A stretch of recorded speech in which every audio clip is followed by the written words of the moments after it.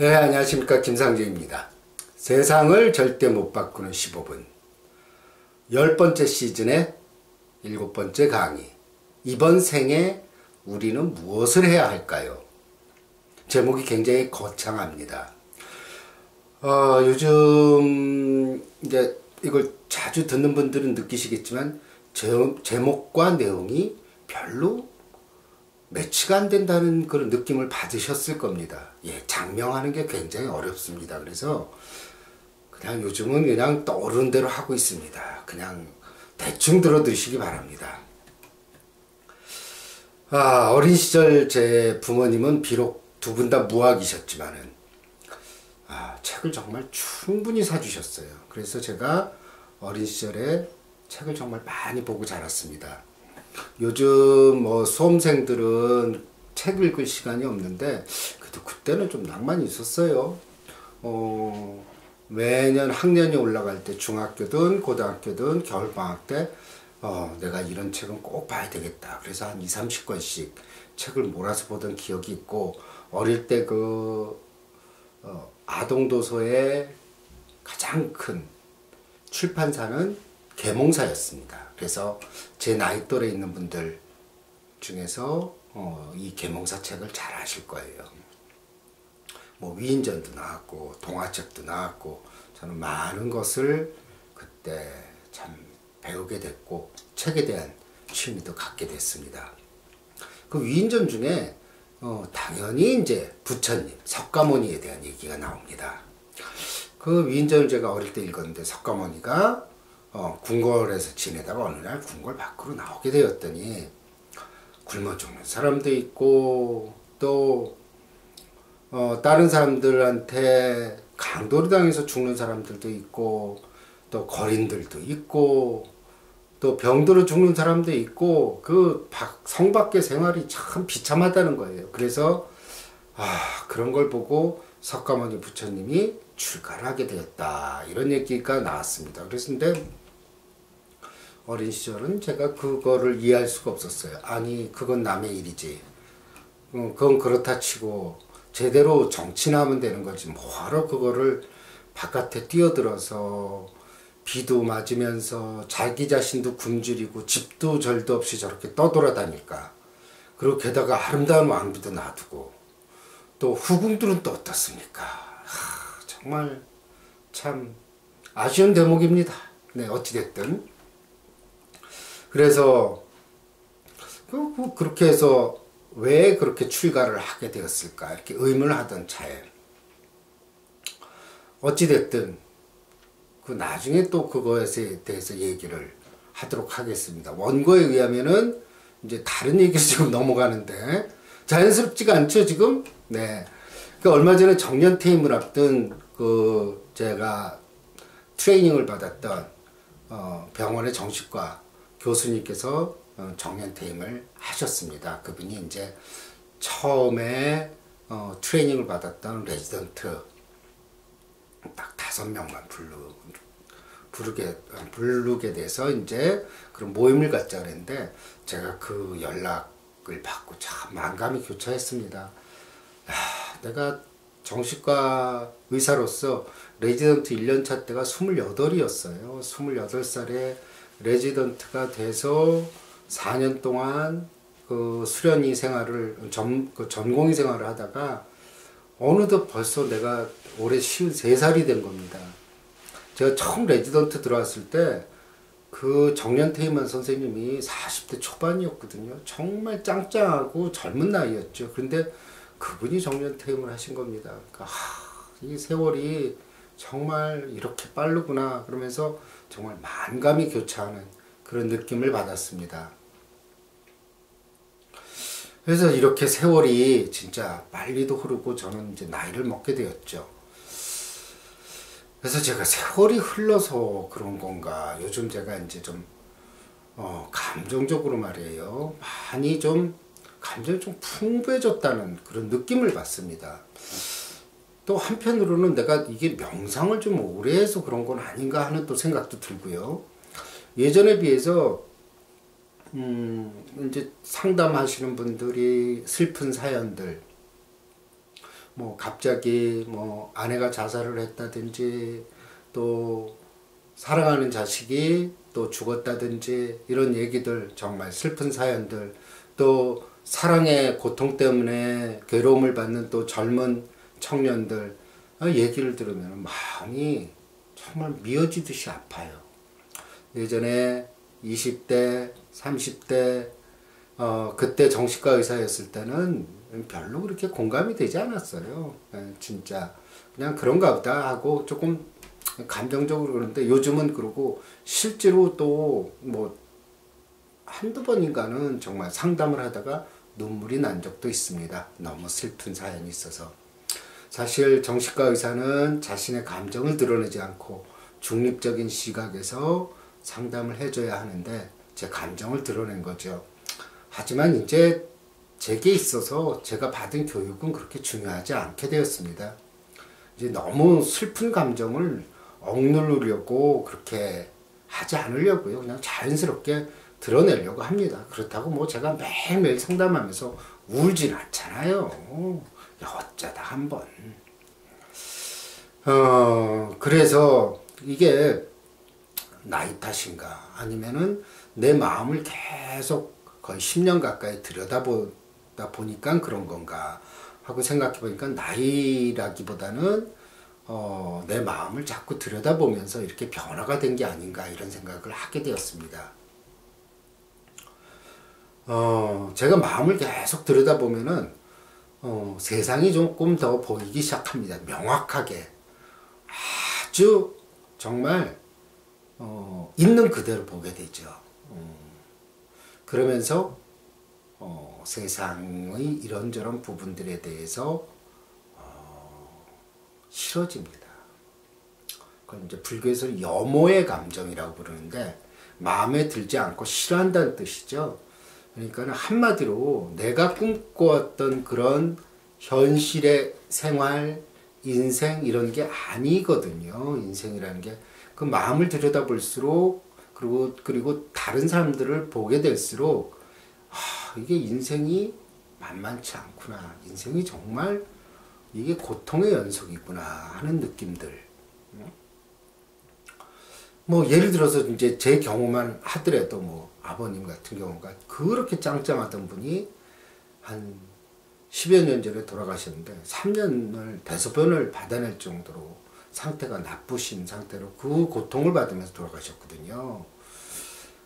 그리고 이제 올해 88살이 되신 우리 어머님만 해도 올해 벌써 2번이나 입원하셨습니다.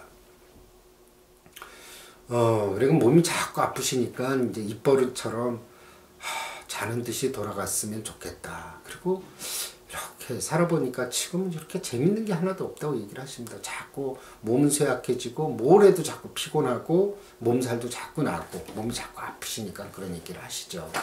어떤 세상에 대한 미련이 거의 없어진 상태입니다. 그런 부분들을 보더라도 이게 또 이게 늙어지면은 나도 또 저러려니 하는 생각이 들고 어머니가 이제 정말 고통 없이 죽었으면 좋겠다. 그 자는 듯이 그랬으면 좋겠다. 그러면은 이제는 어머니 건강하게 오래 사셔야죠. 그런 얘기 안 합니다. 어머니 그냥 좋은 일 많이 하셨으니까 그렇게 되실 거예요. 라고 위로를 해드립니다. 그러면 조금 안심하시죠. 우리가 마음 공부를 한다든지 명상을 하게 되면은 사람들이 착각하는 게 있어요. 어떤 거냐면은 오랫동안 하면 마음의 미동도 없어지고 그 다음에 인생에서 겪는 고통이라든지 상처, 외로움 같은 걸 전혀 느끼지 않고 아무런 감정도 생기지 않는다는, 즉 인간이 어떻게 보면은 감정이 로봇처럼 바뀐다고 생각하는데 실제로는 그렇지 않습니다. 마음 공부하고 오랫동안 명상하게 되면은 점점 더 예민해지고 감성은 사실은 풍부해지게 됩니다. 자, 한 장 떼겠습니다.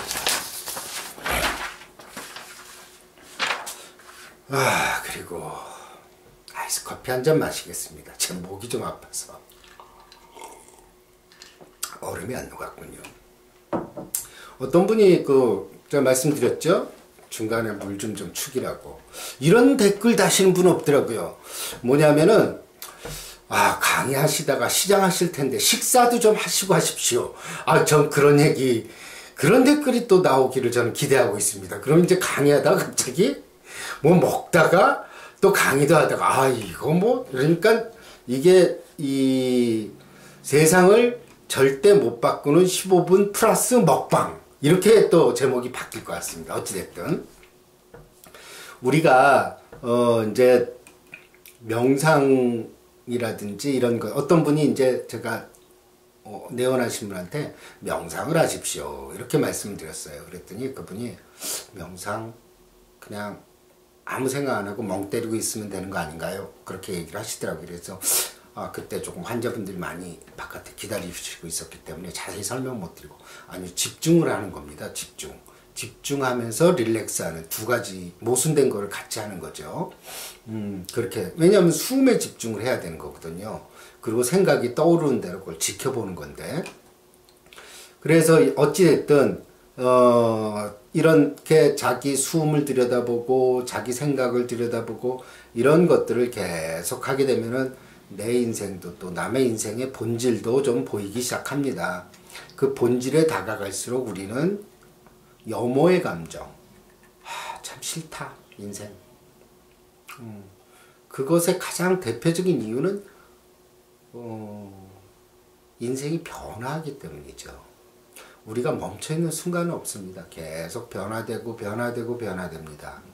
하루도 같은 날이 없고, 우리는 태어나서 자라고 20대가 되고 또 중장년이 됐다가 노년으로 돼서 또 죽게 됩니다. 영원할 거라고 생각했던 행복도 영원하지 않습니다. 저 여자, 저 남자만 같이 살면 정말 평생 행복할 것 같다고 생각했는데 1년 후에는 저 인간이랑 1분도 같이 있기 싫어집니다.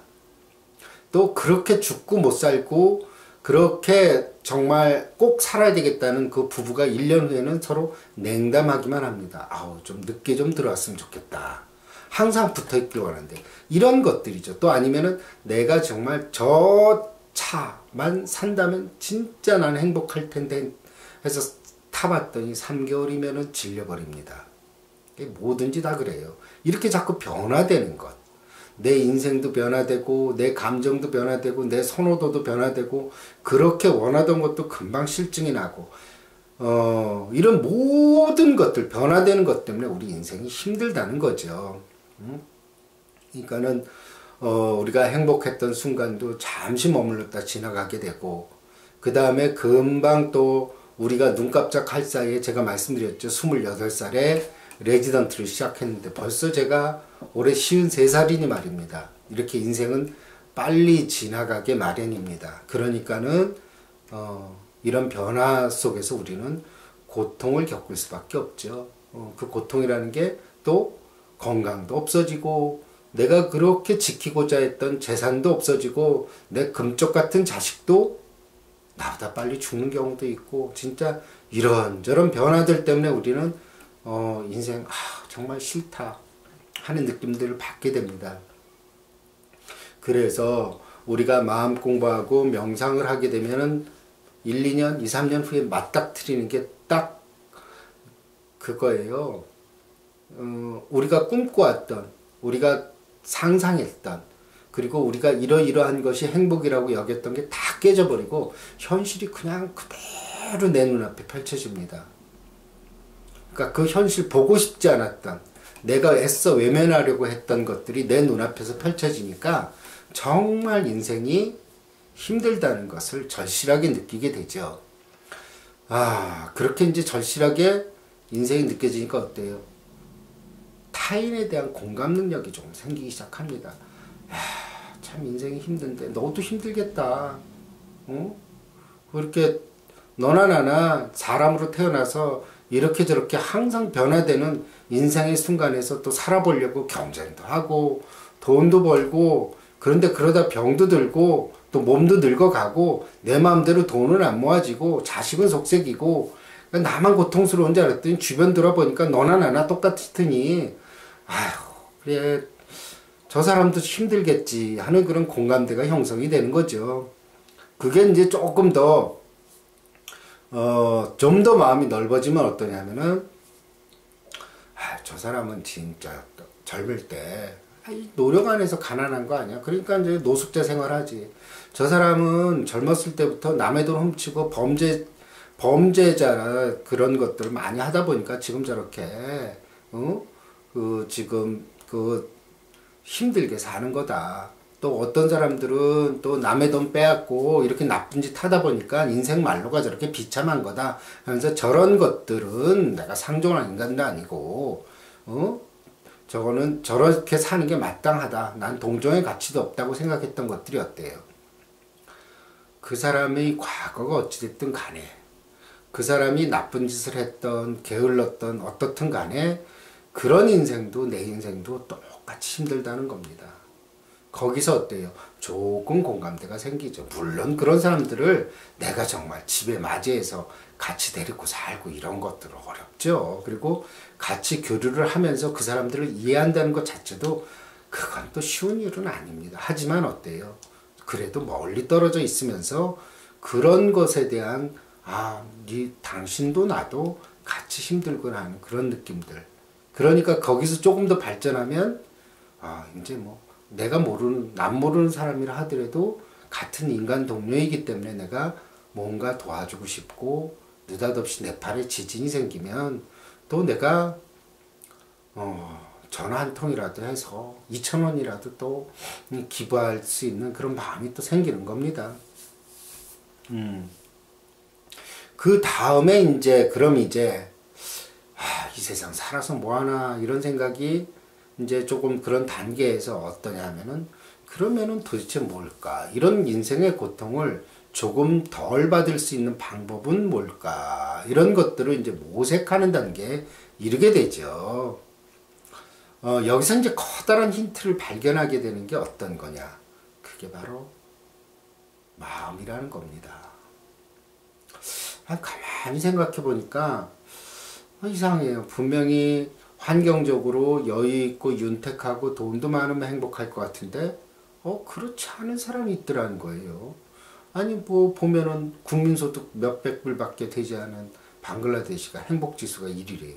옛날에 내가 마음 공부하지 않았을 때는 야 저런 개구라를 치고 있냐 그랬는데 아니 찢어지게 못 살고 가난하고 굶어 죽게 생겼는데 뭐가 행복해. 그런데 지금 이해돼요. 그냥 모든 게 신의 뜻대로거든요. 그분들은. 그 다음에 이제 그 방글라데시 이런 나라들은 자살률이 거의 전 세계에서 가장 최저 수준이에요. 그 열악한 환경에서 전기도 안 들어오고 전염병으로 죽고 평균 수명이 뭐 50살이나 될까 말까 하는 환경에서. 그런데 우리나라가 어때요? 세계 경제 대국 10대 강국에 해당이 되는데 OECD 국가 중에 자살률 1위잖아요. 이게 도대체 뭐가 뭔지 모르겠습니다. 어찌됐든. 그리고 또 어떤 수도승들은 뭐 진짜 자기 옷 몇 벌밖에 없고 책상 하나 원고지 몇 장 가지고도 이렇게 행복한 표정을 짓고 있고 또 실제로 행복하고요. 또 시골에 산골에 들어가서 오두막 짓고 있는 사람들 인터뷰하는 거 보면 진짜 행복한 것 같아요. 거짓말하는 것 같아 보이지 않습니다. 그러니까는 이게 뭐야 도대체가. 이게 우리는 어떤 외부적인 조건들 이런 것들만 따졌는데 그런 것들이 아니라 내가 세상을 어떻게 인식하느냐, 내 마음이 어떻게 바라보느냐가 행복의 척도고 내가 이 고통에서 벗어나는 방법이라는 것에 어떤 힌트를 우리가 얻게 되었다는 겁니다.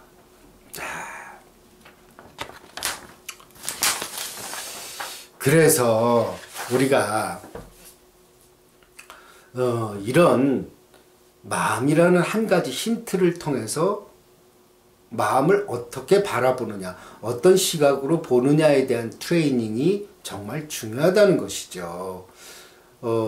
그리고 또 하나는 뭐냐 하면 우리가 또 이런저런 인생의 고통에도 불구하고 또 우리가 계속 인생을 포기하지 말고 살아야 되는 이유가 있죠. 인생은 고통과 아픔에도 불구하고 계속 우리에게 가르쳐 준다는 겁니다. 인생은 참 우리의 혹독한 스승이죠. 인생은 인정사정 없이 F학점을 줘서 낙제를 시키기도 하고 시험을 다시 보라 그러기도 하고 또 심지어 시험 볼 기회조차 주지 않기도 합니다. 그렇게 인생이라는 게 아주 그냥 우리를 몰아붙여서 우리로 하여금 강해지도록 만들고 그 고통 속에서 인생에 오래 살면서 배워야 될 지혜들을 우리에게 가르쳐 주게 됩니다. 그래서 우리가 살아가는 이유 중에 하나는 이번 생에서 더 많은 것을 배워야 된다는 것이죠. 그런 과정들, 그런 것들은 결국은 우리가 가지고 있는, 우리가 하루하루 살아가는 그런 일상 속에서 아무것도 아닌 것 같지만 그런 것들이 모여서 우리의 인생은 조금씩 우리에게 이 생에서 배워야 될 것들을 가르쳐 주게 됩니다. 그리고 우리가 이런저런 욕심 때문에 또 욕망 때문에 상처받고 고통을 받고 그렇긴 하지만 어때요? 그 스스로가 우리는 그걸 통해서 많은 걸 배우잖아요.